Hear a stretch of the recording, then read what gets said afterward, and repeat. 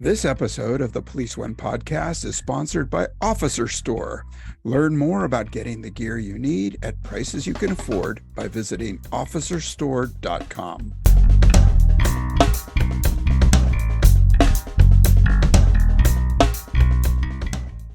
The FBI's 2024 active shooter incidents report show a 50% drop in active shooter incidents from 48 in 2023 to 24 in 2024 across 19 states in 5 location categories: open space, commerce, education, government, and houses of worship. Well, welcome to Policing Matters on policeone.com. I'm your host, Jim Dudley, and today we're diving into the FBI's 2024 active shooter incidents report, which shows a dramatic 50% drop in incidents from 48 in 2023 to 24 just last year. What's behind the decline, and how can we keep the momentum? We're joined by 2 leading experts to break it down. My guests are Katherine Schweit, former FBI executive, mass shooting expert, author of Stop the Killing, and her latest book, Women Who Talk to the Dead.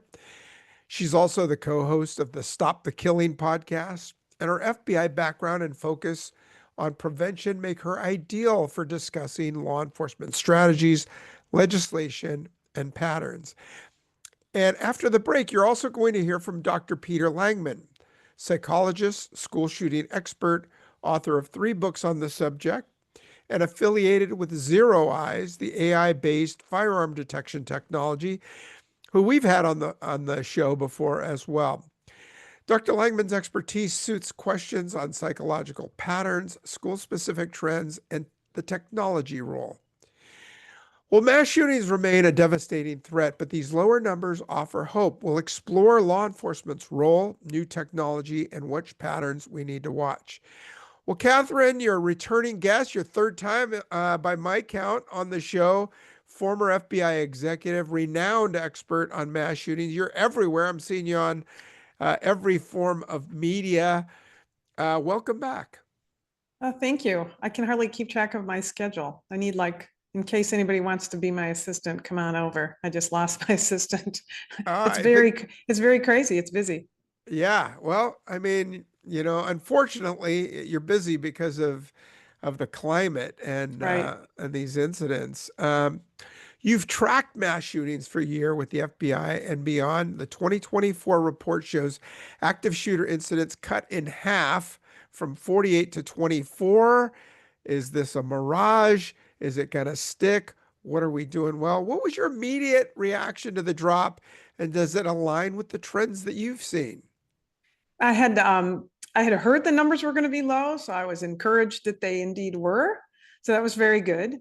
But I also know that it's just a capture of time in a year. And so it's better to have it half of last year than twice last year. So that's very encouraging. But I also, as you mentioned, I see it over time period. And I think that, anybody who works with numbers knows that the more data you can gather together, the bigger, the broader, the better the opportunity to see what it might be, the significance of it. So optimistic, happy to see the numbers are lower, but a little reality check when I do my own math on what occurs over time. So I think that's what has occurred over time, I think, is a little bit more, I think, really kind of more important for us to recognize. Yeah, and I mean, the FBI website, NIBRS and UCR says, take caution in comparing from one year to the next. Right. And probably a 3-year, 5-year series of years, maybe we'll capture of what the statistics say. Well, when I look back over 25 years, and I guess I should have clarified, when I look back over 25 years, I kind of see a breakdown of in the first from just pre-Sandy Hook, we would have Sandy Hook being, pre-2012, right? Or I'm sorry, pre-Columbine. We would see, between Columbine and Sandy Hook, there were about 12 incidents a year on average. In the next block of time after that, there were 24. The next block of time, in my mind, being like the next 5 years, there were 24, so twice as many. What has occurred since in the last 5, 6, 7 years? Twice as many again, almost twice as many again, 44 incidents a year. So even though the FBI has gone back and looked at that 25 years to make sure they're still comparing apples to apples, we've still seen over the years a threefold increase in incidents per year since we started counting numbers right after Columbine. So I think that's discouraging. But the fact that the numbers have gone down the last 2 years, encouraging. Yeah. Well, the report emphasizes law enforcement partnerships and training like the FBI's ASAPP program. What specific changes in law enforcement tactics, prevention, response, or training are you seeing that might have an impact on this 50% reduction? I think the biggest thing, even though the incidents have gone up, when I look back over 25 years, that training that you mentioned, which is a handful of alphabets, is really civilian training. It's training and not just for an individual, for an organization or a school or houses of worship, hospitals, for them to train their personnel to say, hey, if something really bad does happen, we know it's unlikely, but if it happens, you need to be prepared. Just like in a tornado, we all know, I came from the Midwest, get in the bathtub, get in the basement, get in the bathtub, get in the basement, get to an interior room. Those are automatic in my head if a tornado is coming through. And now I think people are much more attuned to the concepts behind run, hide, fight. And what we've seen, where the number of incidents are going up, and I'm a little discouraged about that, what I've seen in over that 25-year time span is an average casualty rate, meaning, of course, killed or wounded casualties. We've gone from an average of 7 per incident down to 4. We've nearly halved. And I think that has sustained for the last 5 years. So to me, we may still have more incidents, but we are doing a much better job of training civilians to be prepared and training police to respond. Yeah, and I get what you're saying as far as, we've been throwing out run, hide, fight for, a decade or more now. And I guess we want the message to be simple, but now we're getting more into the details about what people can do in the event, prevention wise, about noticing things. Legislation like red flag laws and background checks have been debated for years. But based on the 2024 data, do you see evidence that these laws or others, like assault weapon bans in some states, are contributing to fewer incidents? Are we getting better at preventing the shooting long before it happens? I think we are. Maybe that's a better question for Peter too, but I think we are, because we are willing to accept that there may be tinkering that we can do with laws or policies or procedures that might make a difference. How impactful will red flag laws be, or the change in the law that prevented somebody from 18 to 21 from being able to go out and buy a gun at a particular time in different states that say, oh, you can only buy one, or the like red flag, yellow flag. I think that it's going to take us time to get the research to know long term what the benefits are. But I think that more overall, the most important thing is that we're willing to accept to try some of these things. Probably the most extraordinary example I've seen recently that people wouldn't think about is in San Jose, California, where they passed a law that has now been upheld by federal courts, saying that if you're a gun owner in that city, you have to have insurance in case something happens. Yep. Yeah. Well, you know what? Let's mix it up a little bit. Dr. Langman, we're gonna throw you into the conversation a little early, and you've written books, Why Kids Kill Inside the Minds of School Shooters, Warning Signs, Identifying School Shooters Before They Strike, and another book on school shooters. What do you think is legislation like red flag laws, holding parents accountable, guardians of these kids with guns, are they having a direct effect on the reduction?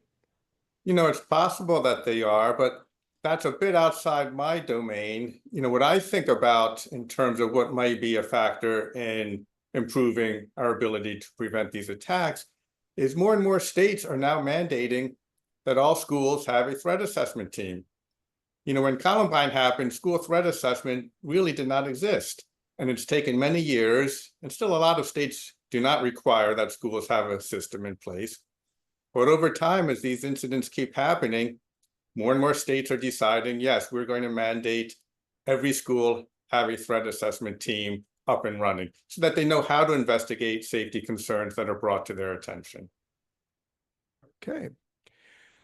All right. Well, I was gonna, oh, I'm sure. sorry. Go ahead. I was just gonna add, I think, the red flag laws can help in those situations because the threat assessment team says something comes to them, they have the ability to go back to law enforcement and say, hey, do you have some way that you can help us to get the weapons out of this house? That's great. It's difficult for law enforcement a lot of times to execute a red flag laws, and some states are more challenging than others in the way that the law is applied. So, but I think that where you combine information coming into a threat assessment teams with the ability for law enforcement to be able to act with a court order, we can see that prevention effort, and we've seen the prevention of incidents because of that. Yeah, for sure. Well, at the top of the show, I talked about the 5 locations, the most common locations. The report notes incidents across open spaces, commerce, education, government, and houses of worship, with open spaces being the most common. I mean, parks and open spaces on the street. Schools are always a concern, but where should law enforcement and communities focus prevention efforts based on these patterns? I mean, we're talking about 24 incidents. Do we load up cops on the street or parks? I don't know. What do you think? For me, I think the caution is for law enforcement to be aware that it can happen anywhere. That's the thing that I think we stress over and over, is that you can't get a call and then get your head in the game and respond. You kind of have to have your head in the game the whole time. It's just like we think about people who are carrying their cell phones with them all the time and walking into traffic and, walking into danger. Law enforcement has to continue to be very vigilant about their surroundings, that they have the eyes and the ears of the community. They need to continually do that and kind of remind themselves that the threat is not just when a call comes or not just in a building.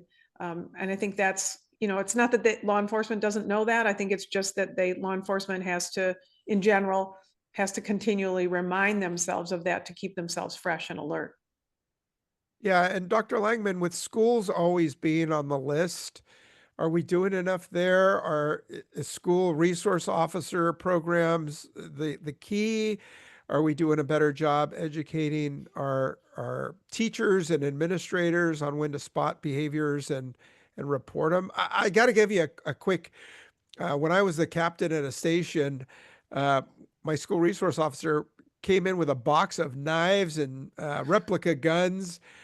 And it was the end of the school year. And he said, yeah, the principal called me and said, these are all the weapons they've taken off of kids over the year. I go, and they never reported them? And he said, well, no, they don't want to involve the kids with cops. So are we moving away from that mindset are we letting the teachers and administrators know that they need to take more action? I think we are moving in the right direction in terms of school personnel, knowing what to do, focusing on school safety. I travel the country doing trainings for professionals in education and law enforcement and mental health. So I see a lot of what's happening around the country, and there's so many people really dedicated to school safety, to improving awareness, to working with their SROs, to getting the whole district up and running in terms of policies and procedures, getting that threat assessment team established. So, based on my personal observations as I travel around, it seems like more and more schools are really making this a priority. All right. Well, let's see. Open spaces like roadways made up 58% of the incidents. Here in the Bay Area, it seems like the car-to-car shootings on the freeway or in the local streets. We've got people saying that sideshows or road takeovers are no big deal, but oftentimes we see this kind of violence from them. I want to talk a little bit about those kinds of things. What are we doing as taking steps to prevent those kinds of shootings where they're very mobile? But first, Katherine, thank you for the insight. We're going to go more in with the both of you, with Dr. Peter Langman, to talk about strategies and technologies. But first, I want to take a quick moment and thank our sponsor. Officer Store, equipping protectors with passion. That's how we operate, and it's how we live. We understand that having the right gear can mean the difference between life and death. Our goal is to get you the gear you need, when you need it, at prices you can afford. Visit us at officerstore.com. Well, welcome back to Policing Matters. We're joined again by Katherine Schweit, former FBI executive and author of Stop the Killing and Women Who Talk to the Dead. And now we're thrilled to welcome again Dr. Peter Langman, a leading psychologist, expert on school shooters, and author of 3 acclaimed books, and new member of ZeroEyes, a technology to spot firearms to stop shootings. Dr. Langman, thanks again for joining. Thank you. And the FBI reports the 50% drop in active shooters. From your perspective as a psychologist studying shooters, where are we making the most progress in this reduction? My personal impression is that perhaps schools are making the most progress because of the focus on school safety, concern about children, and so on. And it's easier to focus on schools because they're contained buildings, whereas you were just talking about freeway shootings and so on. Those are not contained spaces. They're wide open with, perhaps millions of people traveling the roads in any given state. It's not so simple to put an intervention in place, whereas a school, a church, those confined spaces, you can do things. You can educate the people in those communities, you can put systems in place, and so on. So my impression is that schools are probably really at the forefront of violence prevention and threat assessment. So talking about most effective strategies, the data mentions AI like ZeroEyes, which Dr. Langman is involved with, red flag laws to temporarily remove firearms, and improved tip investigations. Which of these, or are there others, that's been most effective in driving down the incidents? In these large gatherings, sometimes we have events. I think you would both probably recall the shooting among young men at the Kansas City Super Bowl parade. Right. And I actually wrote an article about ZeroEyes and maybe prevention methods that in these kind of situations where you might have people showing off their guns to intimidate each other long before a shooting, that using available cameras, we can spot it and direct law enforcement to those locations. Is that really helping, or what else are we seeing that's being effective at preventing these kinds of shootings? Well, the firearm detection definitely is helping because ZeroEyes gets notified frequently from their clients' cameras that there's a gun being brandished somewhere. And what makes ZeroEyes special is they don't just have the AI firearm detection system, but what they have in addition to that is constant, nonstop monitoring of those video feeds, because you don't want to have one false alarm after another and dispatch police to a location when there's no threat there. That's a waste of law enforcement time.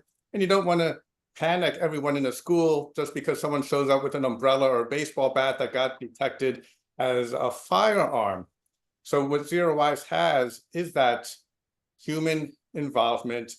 Any alert is reviewed within seconds by a trained expert to say yes or no, is that a firearm? If it's yes, there's instant notification, a multi-system dispatch alert goes out by phone, by text, by email to the school or whatever organization is using the system, to the local law enforcement.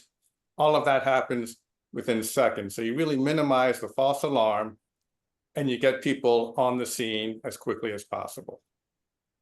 Jim, too, if I could add that, I think one thing that, we have more guns, of course, in America than we've ever had before. And I teach a class on the Second Amendment at DePaul University's College of Law. One of the things that I've taught this through the years, one of the things that I recognize is that people who acquire guns who aren't very experienced with them, especially, they're not like law enforcement. We know as law enforcement officers that we take a gun out of the holster when we need to use it. But what we see is just what you were mentioning about brandishing. There's a misconception that if I pull a gun out and if I brandish it from my car window to threaten you with it, law enforcement knows not to pull a gun out and threaten with it. But Right. civilians often do that. And that's where gun detection systems come into play that are helpful, and where even law enforcement can say, I'm all about your Second Amendment rights, but when you pull a gun out, you're a threat to me too, right? That's one of the things that, I hear most in fear, from law enforcement officers is law-abiding citizens who think they want to just step into the fray because their tempers are going up, right? It's summertime. Let's bring the temperature down. Don't brandish a weapon because it's going to be caught by AI these days. Or law enforcement, you're going to escalate the situation instead of de-escalating the situation. And I think that's a way that we're getting better at having that conversation with gun owners, which, is practically the majority of the country right now. So the 2024 report shows fewer incidents, but what new patterns, demographic, psychological, or situational, have you noticed over the last 18 months? Katherine, any law enforcement perspective on that? Yeah, I think a frightening escalation that we're going to see coming forward in, we are seeing more explosives that are being carried. People are just making IEDs and carrying them with them. Of course, we've seen an increase over the last few years of bulletproof vests, and those kind of ebb and flow. But the idea of kitting up, they want to kit up in a bulletproof vest seems cool. We know that that's only so much of a prevention. That's only so much help for the shooter. But the IEDs provide for distance that we didn't have before, and for something that they've seen they've seen for years in Europe that we haven't seen here, which is fire. Law enforcement has to be prepared to respond and to be involved and engaged when there's fire present. And I will say that one of the things that I learned from my UK partners at MI6 and MI5 is that their fire pairs up with law enforcement and actually hands over tanks and masks so law enforcement can safely get through the fire to get to their target if they need to get to a shooter. I think we're going to move to those areas because fire is becoming part of a tool of terror. Yeah, absolutely. And I mean, that almost goes, when we talk about barricaded suspects, especially people maybe with mental illness, even armed, there seems to be a strategy employed. LAPD started talking about it a couple of years ago about just if it's only the one person barricaded, that they just leave rather than camp out and create a siege with, more officers than you have the capacity for. Is that contributing to the lower numbers? I mean, is this a way to diffuse what might have resulted in a shooting? Yeah, I think we certainly ebbed through the 80s and the 90s of SWAT teams and over, kind of bringing in every tool and toy that we had. And not that we don't have the toys and tools, but I think we're smarter now. We've learned through the years that, you can't get de-escalation if you're standing in front of everybody with all your gear on and your gas masks and your ballistic vests and shields in front of you. So de-escalation requires a softer play. It's bringing your negotiators in early, which we do, right? But bring your negotiators to the forefront and saying, everybody else, we want them out of sight. All right. So, Katherine, Dr. Langman, we're in a tense moment in time in America, well, across the world. Middle East conflicts, protests, assaults on elected officials we've just seen, and a polarized rhetoric. How might these influence mass shootings and the risks in 2025 and beyond, what should law enforcement and communities prepare for? I mean, it's almost unheard of that, these people, we find out later that they're keeping logs and they're talking on social media, and then they go out and commit this violence. Are we going to see more of that, or what can we do to get a handle on that? Well, I mean, I'm concerned that we will see more of it. This is to me, it's kind of a frightening escalation in this idea that a personal vendetta from a political standpoint is acceptable.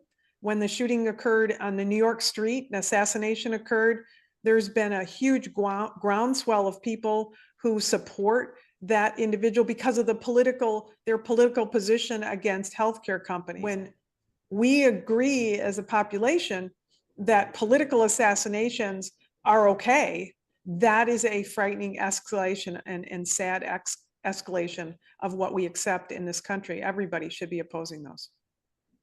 Yeah, and on social media, we've seen the vitriol of students protesting on campuses and law enforcement getting in the middle of it. Dr. Langman, the psychology of these young people getting so spun up over these issues, do you see violence increasing? Well, I agree with Katherine. I'm concerned that we're going to see more of this type of attack. When I first started writing about school shooters, my primary focus was psychological issues. But even in my first book over 15 years ago, I recognized there were other factors too. And over time, I've expanded the range of factors that I see as contributing to school shootings and other types of mass attacks. And there's a lot of social factors, and one of them is ideology. And the more divisive the situation becomes in a nation, the more extreme the ideologies become, I'm afraid that's going to play out in terms of increased violence. Yeah, and social media certainly doesn't help. We've seen trends among students, young people, random attacks on the street, physical attacks. These other sort of daring games where there's a victim involved. The FBI's Don't Name Them campaign aims to reduce the copycat effect. How big a factor is the media, and what should journalists do differently? Gosh, I know that's a tough one. How do we get journalists to stop writing about these kinds of violent acts? Because certainly it appeals to their producers and viewers alike. Well, I mean, I can speak a little bit to that and then maybe toss to Peter, but I will say that I've worked a lot with media myself because I interact with them on a regular basis. And right after I took over, after I created the FBI's active shooter program and we got our feet on the ground, we began meeting with traditional news media to say, you have to take the names out of these stories. You have to shrink the pictures. You can't do the highlights and the features on a shooter. Absolutely, they're part of the news story, but they're not the story. And it's not speaking to the victims and the survivors, but also we began to see research, which I was quoting back to them about copycats. And so maybe that's something too that Peter can speak to, but we saw research clearly showing that media coverage was prompting more copycat actions, particularly with regard to these incidents. And I think the press, even Columbia Journalism Review, their editor, wrote a piece a few years ago saying we recognize that we're part of the problem and we need to address that. Wow. Peter? I can add some comments along the same lines. I've written about copycats or role models, the contagion effect. Different people use different terms. So many people have cited the Columbine killers. Other people cite Virginia Tech and Sandy Hook shooters and so on. They find role models, they copy their language, they sometimes even dress like them, they imitate them, and so on. So clearly, people find role models. Now, I have a website, schoolshooters.info, INFO for information. And on that site, there's a page called Prevention. And I have 2 documents on there about media coverage of mass attacks and school shootings. And, the news has to cover them because they're important events, but how they cover them can make all the difference. And some of the recommendations are use the names as little as possible. You don't even have to show photos at all. Don't name or have photos of the weapons. Focus on the victims, the community suffering, the community recovery. Use it as an educational opportunity to teach people about warning signs and what you do when you encounter them so we can be better prepared the next time something like this comes along. There's other things you can write about than focusing on the perpetrator. Yeah, Peter, I so endorse that. That's such a great idea. Rarely do you see a news agency saying, here's what to teach people to look for at that time of an incident.